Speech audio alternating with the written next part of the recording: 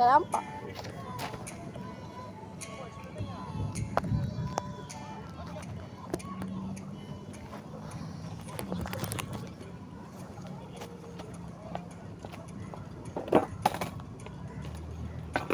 Macam content creator Abi. Dia layu kabel pun tak apa. Dia auto terbang.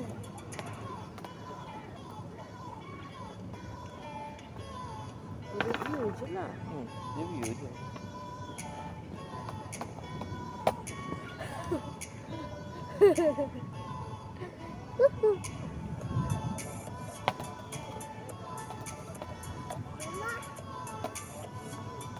Ni sama macam tu lah. Patah terbang perahu.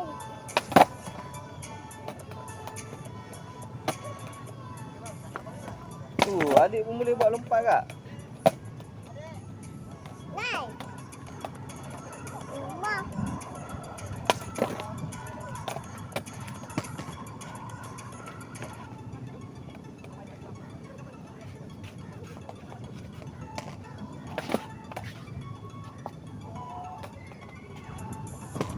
Sekejap, 400 lah. 100 meter yang kena atas.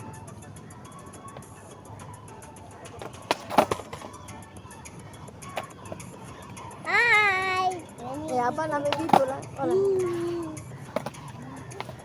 Alah, angkat belakang. Nak naik? Oh, tak ada mandi. Oh, Lulang. Dia naik hiking je. Kan dia share dengan awak tu. Dia ni fikir tu boleh. Tak, dia tak ingatkan tak hiking. Tu tengok mabur dengan kapal lain. Nabi. Dah, naik ah. Cantik. Tadi waktu kakak kasih kan. Kakak kasih. Tandas kena bayar. 20%.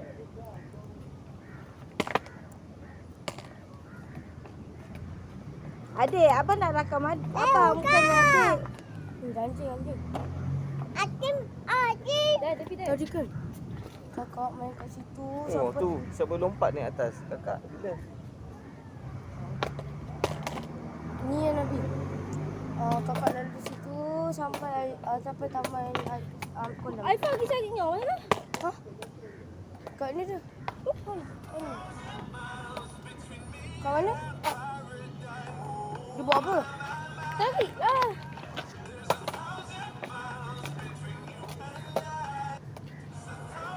Abang tadi ada kaki. Abang? Hah? Ada kaki.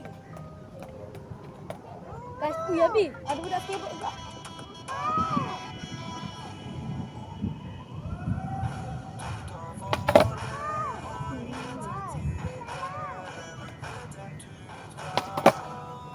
Cantik dia. Agaknya murah sebab dia 2 pulau je kot. Abul Island, Sepadan Water. Ni Abi, tengok Abi. Dia Sepadan Ayah. banyak dunia tu. Dia Abi, pergi kau bawa mabur Dayan kapal tau. lain je. Abi, dia memang ni lah. Kau bawa Dayan tau.